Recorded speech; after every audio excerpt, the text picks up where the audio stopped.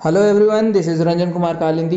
तो डीआरडीओ की क्लासेस को आगे बढ़ाते हुए एसटीएबी यानी कि टीयर 2 की जो सीनियर टेक्निकल असिस्टेंट की एग्ज़ाम होने वाली है, तो आज हम लोग डिस्कस करेंगे इलेक्ट्रॉनिक्स के कुछ ऐसे क्वेश्चन जो आपके एग्ज़ाम के पॉइंट ऑफ व्यू से बहुत ही इंपॉर्टेंट होने वाले हैं। और इन सारे क्वेश्चंस को हम लोग पूरे डिटेल्स एक्सप्लेनेशन के साथ देखने वाले हैं। ठीक है। फॉर पीडीएफ एंड अपडेट्स आप हमारा टेलीग्राम चैनल ज्वाइन कर सकते हैं। इसका लिंक आपको नीचे डिस्क्रिप्शन बॉक्स पे मिल जाएगा। और या तो आप हार्डवर्क लिमिटेड ये टेलीग्राम चैनल पे सर्च करना, ये आपको मिल जाएगा। वहाँ से जाकर आप इसे ज्वाइन कर लेना। इस पर आपको PDF notes and previous year के क्वेश्चन सारे कुछ अवेलेबल करा दिए जाते हैं। A biasing circuit has a stability factor of 40 if due to temperature change ICO changes by 1 microampere then IC will change by okay. तो देखो यहाँ पे स्टेबिलिटी फैक्टर की बात की गई है। गिवन क्या है, हमें गिवन है इसमें हमें स्टेबिलिटी फैक्टर यानी कि S इक्वल टू कितना दे रखा हुआ है 40। ठीक है। और क्या बोला गया, ड्यू टू टेम्परेचर चेंज यानी कि आईसीओ जो है हमारा लीकेज करंट की बात करें तो टेम्परेचर चेंज हो रहा है इसमें, तो इसको हम लोग कंसिडर कर सकते हैं डेल ऑफ आईसीओ के जैसा। ठीक है। तो डेल ऑफ आईसीओ कितना दे रखा हुआ है 1 माइक्रो एम्पियर। और क्या दे रखा हुआ है, और दे रखा हुआ है, और कुछ नहीं दे रखा हुआ है। हमें बोला है आईसी फाइंड करने। आईसी कहने का मतलब क्या हो गया, कलेक्टर करंट। क्या हो गया, कलेक्टर करंट। ठीक है। तो इसमें भी क्या है, आईसी विल बी चेंज की बात की गई है, तो डेल आईसी हम लोग ले लेते हैं। ये हमें क्या करना है, फाइंड करना है। ठीक है। अब स्टेबिलिटी फैक्टर देखें हम, सिंपल सा एक फार्मूला होता है स्टेबिलिटी फैक्टर का, S equal to del of IC divided by del of ICO. ठीक है। Change in control current with respect to leakage current, ये हो गया हमारा स्टेबिलिटी फैक्टर। तो यहाँ पे एस जो है हमें गिवन है स्टेबिलिटी फैक्टर 40, और डेल आईसी हमें क्या करना है, ये हमें फाइंड करना है। डेल आईसीओ दे रखा हुआ है 1 माइक्रो एम्पियर। तो यहाँ से डेल आईसी जो है वो आ जाएगा, कितना आ जा रहा है, ये आ जाएगा 40 माइक्रो एम्पियर। तो यहाँ से डेल आईसी कितना निकल कर आ गया 40 micro ampere. Option B is the right answer. ठीक है। आगे देखते हैं। The number of Boolean expression of 4 variable is, 4 variable के लिए क्या पूछा है, बुलियन एक्सप्रेशन। तो नंबर ऑफ बुलियन एक्सप्रेशन जब आपको फाइंड करना हो, नंबर ऑफ बुलियन एक्सप्रेशन की बात करें, तो number of Boolean expression find करने के लिए आपको क्या करना पड़ेगा, 2 to the power 2 का पावर n, ये होता है फॉर्मूला। यहाँ पे जो n है ये कहलाता है नंबर ऑफ वेरिएबल्स और नंबर ऑफ इनपुट। ओके।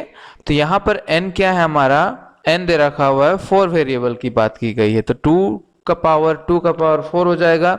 इसे आप कैलकुलेट करो तो इसे हम लिख सकते हैं 2 to the power 16, और 2 to the power 16 equal to हो जाएगा 65536। तो यहाँ से हमारा आंसर निकल कर आ जाएगा ऑप्शन डी। तो 4 वेरिएबल के लिए कितने बुलियन एक्सप्रेशन के लिए नंबर की आवश्यकता होगी, 65536 की। ठीक है। आगे देखते हैं क्या बोला, the function F of T sine 2t plus sine 4t has the time period of, time period find करने को बोला है। तो टाइम पीरियड फाइंड करने के लिए हमें क्या करना पड़ेगा, सबसे पहले फंडामेंटल फ्रीक्वेंसी फाइंड करना पड़ेगा। तो क्या करेंगे, यहाँ पे क्या दे रखा हुआ है, F of T equal to sine 2t plus sine 4t। ठीक है, ये है। अब फ्रीक्वेंसी की बात करें तो यहां से देखो W1 इक्वल टू 2 लिख सकते हैं, और यहां पर क्या हो जाएगा W2 इक्वल टू 4, ये हो गया। अब फंडामेंटल फ्रीक्वेंसी सबसे पहले हम लोग फाइंड करते हैं। ठीक है, फंडामेंटल फ्रीक्वेंसी। ठीक है, फंडामेंटल फ्रीक्वेंसी के लिए क्या करेंगे, फंडामेंटल फ्रीक्वेंसी कैसे फाइंड करते हैं, ये हो जाएगा ओमेगा नॉट इक्वल टू, कैसे फाइंड करते हैं, HCF ऑफ न्यूमरेटर, यहां पे क्या है W1 और W2 की बात की गई है, और एलसीएम ले लेंगे डिनोमिनेटर का। ठीक है, और यहाँ पर कुछ नहीं है, क्या है, W1 और W2 है, ठीक है। तो यहाँ पर देखो HCF अगर हम लोग W1 और W2 का HCF निकाले तो क्या हो जाएगा, 2 और 4 का HCF हमारा 2 निकल कर आएगा, और LCM की बात करें 2 और 4 की तो LCM कितनी आ जाएगी, 1 आ जाएगी। तो यहाँ से हमारा फंडामेंटल फ्रीक्वेंसी कितना निकल कर आ गया, 2 रेडियन पर सेकेंड निकल कर आ गया हमारा फंडामेंटल फ्रीक्वेंसी। अब हमें फाइंड करना क्या है, हमें फाइंड करना है टाइम पीरियड। तो टाइम पीरियड के लिए क्या फॉर्मूला हो जाएगा, T equal to 2 pi omega naught, okay. और 2 पाई यहाँ से हो गया, ओमेगा नोट हमारा कितना निकल कर आया है, 2, तो 2 कैंसिल, यानी कि यहाँ पर क्या आ गया, पाई आ गया, पाई सेकेंड हमारा क्या हो जाएगा, आंसर हो जाएगा टाइम पीरियड। तो ऑप्शन ए जो है यहाँ से बिल्कुल राइट आंसर हो जाता है। आगे देखते हैं। The Hannes-Shockley experiment enables one to determine the, तो देखो सेमीकंडक्टर में मोबिलिटी फाइंड करने के लिए दो तरह के एक्सपेरिमेंट किए गए थे। एक तो एक्सपेरिमेंट किया गया था हॉल इफेक्ट का, ठीक है, हॉल इफेक्ट एक्सपेरिमेंट किया गया था, और दूसरा एक्सपेरिमेंट किया गया था जिसे हम कहते हैं हैनेस-शॉकले, ठीक है, हैनेस-शॉकले एक्सपेरिमेंट कहते हैं। तो इसमें जो है हॉल इफेक्ट, ये हॉल इफेक्ट में क्या किया गया था एक्सपेरिमेंट, हॉल इफेक्ट का यूज क्या है एक्चुअली, तो हॉल इफेक्ट को हम लोग यूज करते हैं use to calculate the mobility. Mobility calculate करने के लिए हम लोग हॉल इफेक्ट एक्सपेरिमेंट और हैंसे-शॉकली एक्सपेरिमेंट दोनों का यूज किया जाता है मोबिलिटी फाइंड करने में। बट डिफरेंस क्या है, इसमें जो है use to calculate mobility, use to calculate mobility,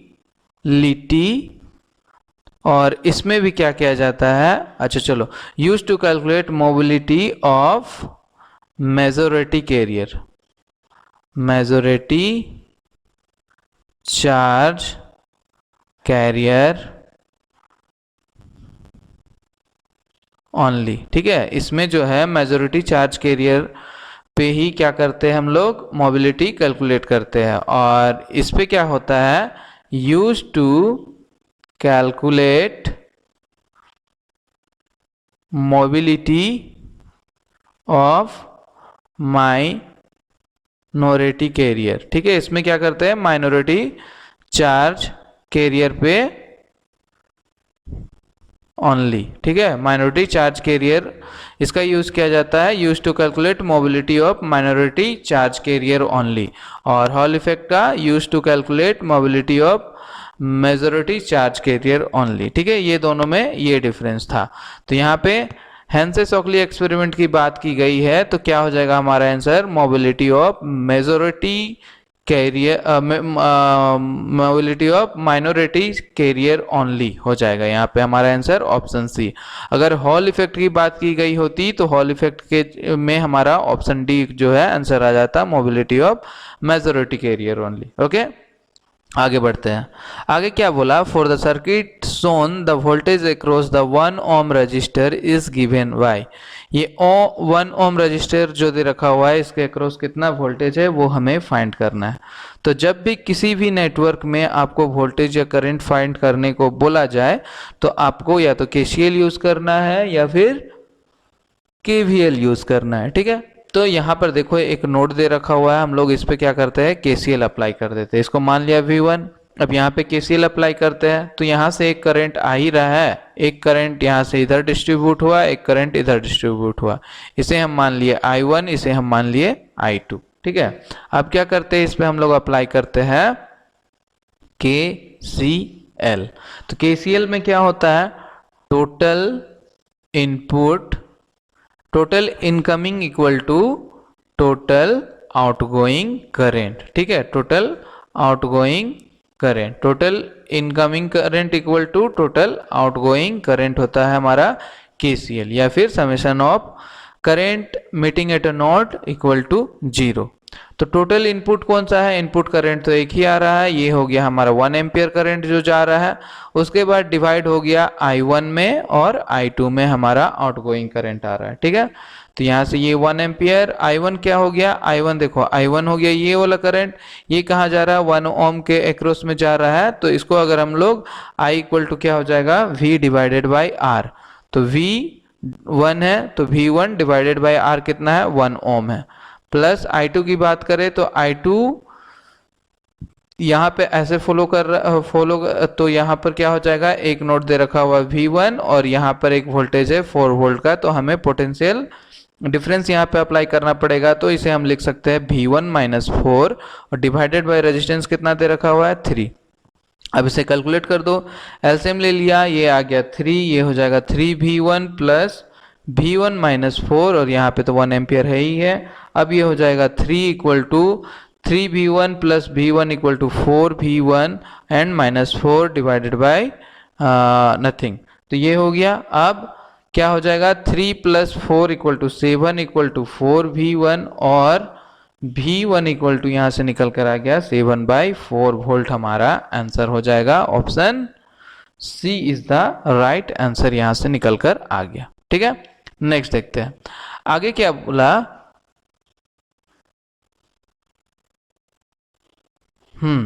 आगे क्या बोला, the time rate of change of a current passed through 1 Henry inductor is 2 milliampere per second. This means that the voltage across the inductor is, ठीक है। तो यहाँ पे बात की गई है इंडक्टर की और हमें क्या बोला है, वोल्टेज फाइंड करना है अक्रॉस दी इंडक्टर। ठीक है, सबसे पहले तो देखो गिवन क्या है, हमें गिवन की बात करें तो हमें दे रखा हुआ है एक तो इंडक्टर का वैल्यू दे रखा हुआ है L equal to 1 milli henry दे रखा हुआ है, और क्या बोला है rate of change of current, क्या बोला है rate of change of current.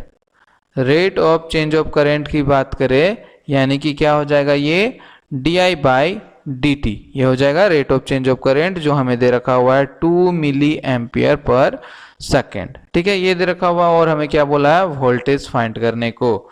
ठीक है, V equal to question mark, voltage हमें फाइंड करना है। तो इंडक्टर के केस में अगर हम लोग करेंट एंड वोल्टेज का रिलेशनशिप देखें विथ इंडक्टर तो क्या हो जाता है, ये हो जाता है V equal to L di by dt। ठीक है, ये हो जाएगा।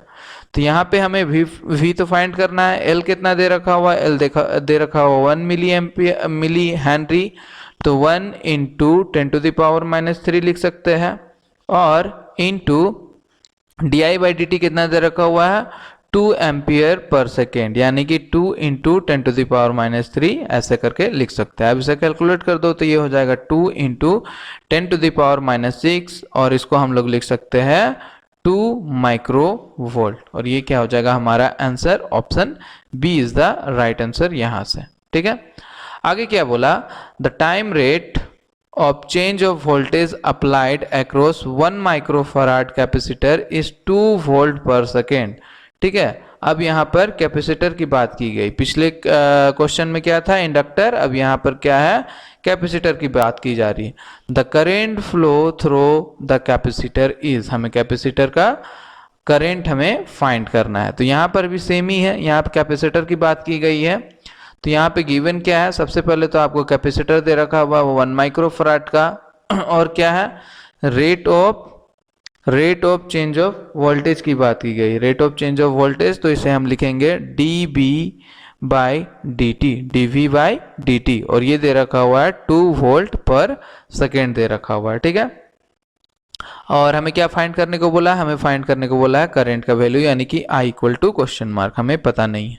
तो यहाँ पर भी सेम, अगर हम लोग I मीन्स करंट और वोल्टेज का रिलेशनशिप देखें विथ कैपेसिटर तो कैसे हो जाएगा, ये हो जाएगा V equal to 1/C integration of I dt, ऐसे कुछ इस तरह से रिलेशन बनकर आएगा, और इसी को हम लोग लिख सकते हैं I equal to C dV/dt, ऐसे करके लिख सकते हैं।